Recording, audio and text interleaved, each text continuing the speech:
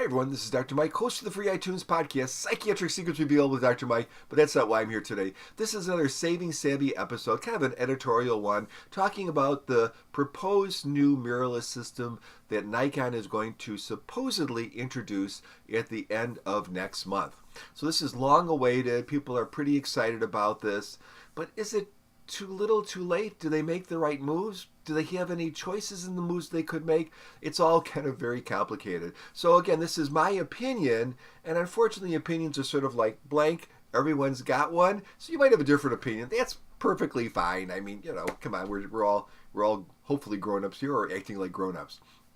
So anyway, so we really think, I mean, the rumors are hot that this mirrorless camera is going to come out from Nikon, and it's about time. I mean, mirrorless is the future. I said that in videos 3 years ago at least, where I was saying that, hey, we're going to surmount these technical problems. We're going to get rid of the lag in the viewfinder. We're going to come up with better focusing systems. And, all these things have happened and they're just going to get better. And now we're at the point where in many instances, and I have a ton of DSLRs, so, but in many instances, a mirrorless camera is going to give you better performance than what you could get from a DSLR, and probably even better reliability because you don't have the mechanical parts. Now, what's the next thing that I think that will probably go? I think a mechanical shutter. There have been electronic shutters around forever, and a lot of cameras now that have mechanical shutters, of course, can also do electronic shutter, but there's limitations with that electronic shutter. I think those limitations can be eliminated computationally, and as these computers become stronger and stronger in the camera itself, these little computer chips, we're going to see probably that eventually go too, which will mean things like super fast shutter speeds that are actually usable. It's going to mean things like completely noiseless cameras if we choose to have that option, and other advantages. So that's coming too, but that's in the future. However, so Nikon is introducing this camera. It's going to have to be, at least, it's going to have to offer something more than what we currently can get from our other mirrorless systems, right?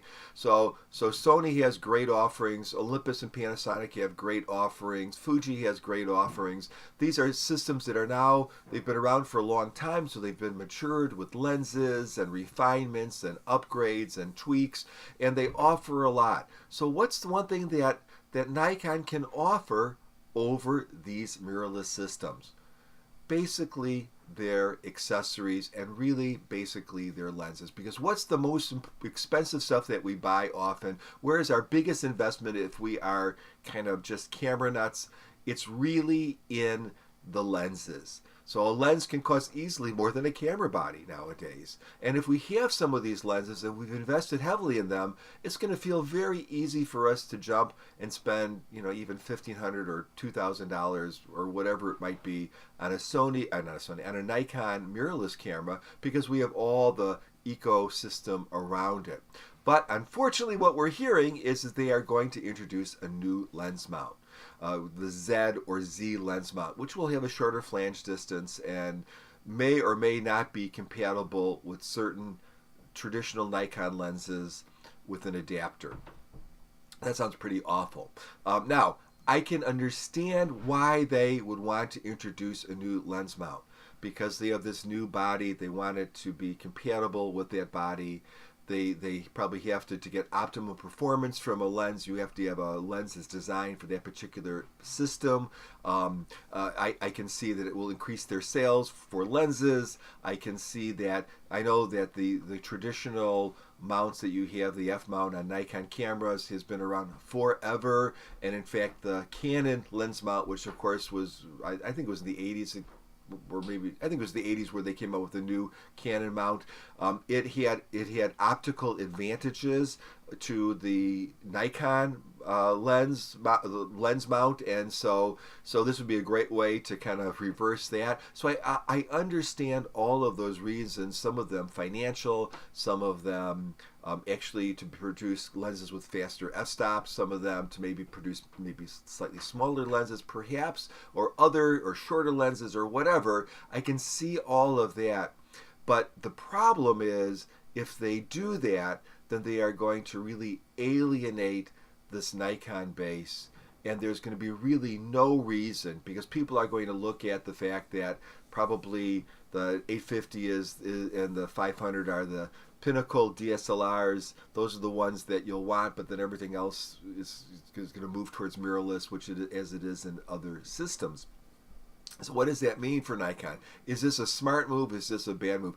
It probably would be a smart move if they had tons of cash and they could ride out the storm and produce this incredibly awesome camera that will be so much better than, let's say, a Sony or other mirrorless offering, that you're going to want to now invest in that system. But a lot of us are a little gun shy. Do any of you have Nikon ones? I've got a couple of them. You know, I bought them on clearance and things, and I will tell you, they were nice, cute cameras.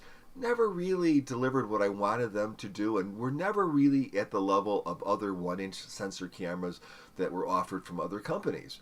So I mean, certainly the RX100 from Sony just blew the pants off of those N1 cameras, in my opinion. And I have some Canon 1-inch sensor cameras that I think are much more usable than the N1 series. So we've had an experience with Nikon where they introduce something and it's not the greatest, and it doesn't, and the lenses were super expensive if you wanted to buy a lens for it, and then they kind of just throw it out the door. It's just gone. Are they making any new N1 cameras? I don't think so. They killed that other line with 1-inch sensors. So now we're facing this with this new camera. So where are people going to go with it? It's hard to say. It would have to be so much better than a similar competitor's offering, or it would have to be pretty darn good and be compatible with the Nikon ecosystem, especially the Nikon lenses, and it doesn't look like that latter is going to be the point.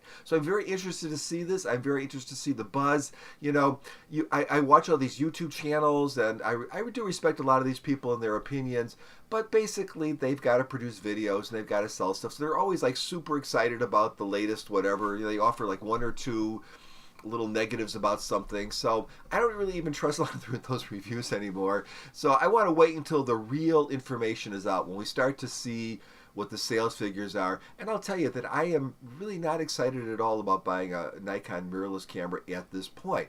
And I am a consumer of cameras. As I told you, I got all those different cameras. When the 850 came out, which I did buy one, when the 850 came out, I was just like salivating. I was like practically having a seizure wanting that camera. Not so much the case with these rumors here, but let's see what happens. Let's see what direction they go in. Let's see if they can offer, boy, what would be great is maybe they have a different flange mount, but they offer a really, really good adapter that's going to give us stellar performance with old Nikon glass. That would be something that might make me interested. What about you guys? Put your comments below. If you like my video, if you like my video, give me a thumbs up. If you don't like my video, give me a thumbs down. If you have any sorts of comments, please feel free to put them below. If you want to make like really ignorant and, you know, goofy, stupid comments, grow up. And a couple things more. I have an audio podcast that I do with my wife called Psychiatric Secrets Revealed. It's a lot of fun. We talk about current topics from a psychological point of view. We talk about kids. We talk about psychology. We talk about psychiatry. We talk about meds. We talk about whatever we feel like talking about. And you can find that on Apple. I don't know what it's called now. It's iTunes. What it used to be iTunes, but I think it's now Apple Podcast or something, and other places too. Psychiatric Secrets Revealed. And the other thing that you might want to check out is my personal blog. It's drmikekuna.com, drmikekuna.com. And this is really a place where I'm trying to do some experimental writing, really write about my feelings and my opinions and that sort of stuff. Just see how far I can go, how willing I am to put myself out there in a public forum.